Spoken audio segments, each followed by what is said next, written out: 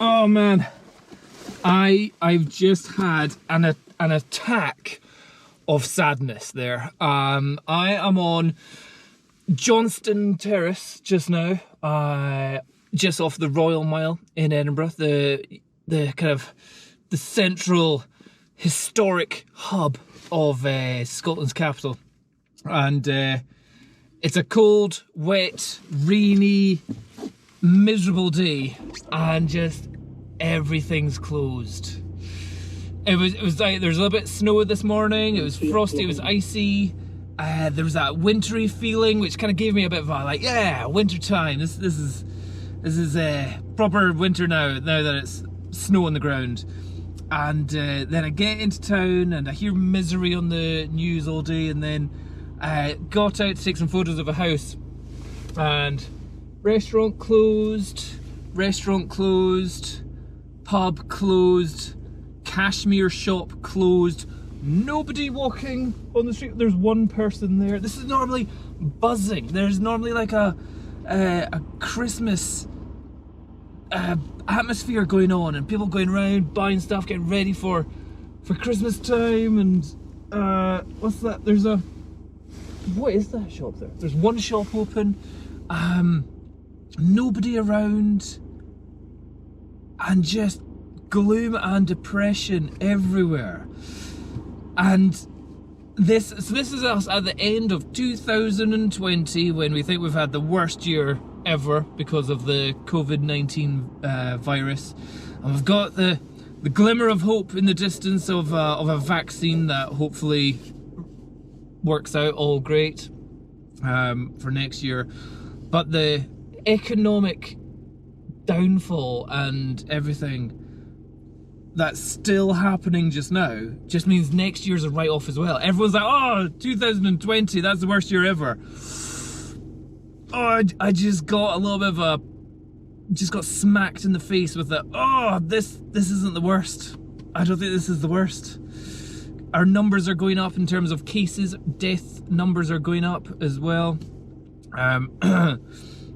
And economies are crashing, shops are closing, businesses are closing. It's just like, oh, I think next year's gotta be really bad. So you just need to kind of get your mental toughness sorted for however crap you think this year might have been.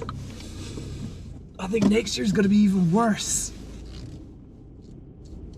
Like, we've all been focused on the virus. I think the influx of mental health issues, the suicide rates are going to go through the roof.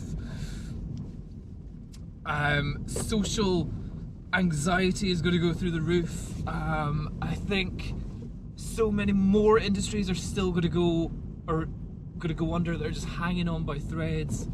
I think next year, like, there's nobody around. There's two people at this junction. Normally you can't even drive down this road because there's so many people buzzing around the place, getting all Christmassy and everything. Yeah, I think just now I'm needed to be kind of like, go, right, hunker down, prepare for next year still being crap. Right, granted, January the 1st is a arbitrary date. It doesn't actually signify anything apart from a calendar change. So yeah, the virus and economies don't really care that the data or the number on a calendar's changed, but and for that reason, I think everyone's got their hopes that next year's going to be great, and that's the worry. Hoping that it's going to be great or so much better than it currently is could be a bad thing to think.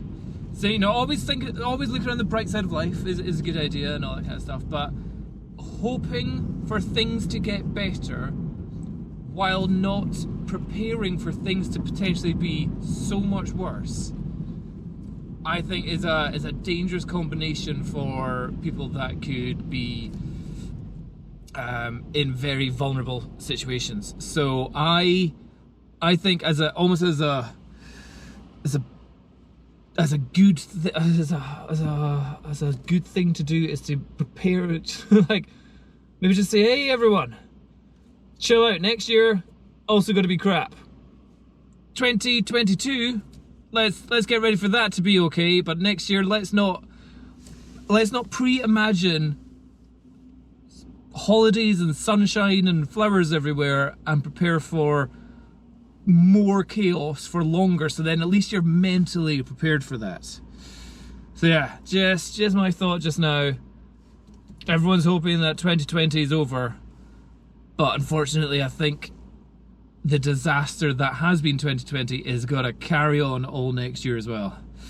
And it's just depressing. And I'm not a person that suffers from depression, but oh, it's sad. Like literally looking through the Edinburgh city centre here, there's a handful of people on Princes Street now. This is one of the busiest shopping streets in Scotland, and there's barely any buses. There's even this junction. There's that guy there, that person over there. That's it. Where's the hordes of people? I think the whole idea of the city centre is definitely going to be fast-tracked in terms of its development, changing, you know. The idea of the city centre being the place to go shopping has been slowly declining because it's such a nightmare to get to town. Parking's an issue, transport's an issue, the roadworks are always a nightmare. That so many people, it's so much easier just to shop online. And I think everyone's going to do that. So the idea is that they're going to reimagine the city centre as a place of community in some sort of way. But the idea of community was like, hey, go to the pub. Pubs closed. Restaurants. Henderson's. Is Henderson's closed? Yeah.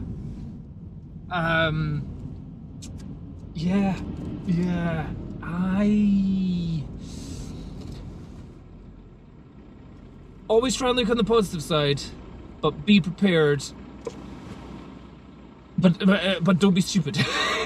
Don't be blind to the potential nightmare that will be next year. Be prepared for it, so when it does come, and if it is a nightmare, you're prepared for it, and if it's not a nightmare, then you're happily surprised. There's a phrase that I've got. Every morning, wake up thinking that everyone you're going to meet is an asshole, because you're either proved right or you're happily surprised. You know, you're happily proved wrong. So either your idea is confirmed, which makes you feel good, you're right, or you're happily proved wrong, and then you're like, people are nice. So I think, yeah, prepare for the worst, expect the worst, and then when you get something that's not bad, then you're like, this is amazing results. I suppose that's kind of advice for life for everyone, I guess. But yeah, what I need is like a radio station that just plays positivity and just plays Christmas songs. That's just in fact, Kids FM. Actually, that's what I'll do. Listen to Kids FM. That's the best radio channel possible for any parent. Yeah. Okay. That's just my thought for today. Stay positive.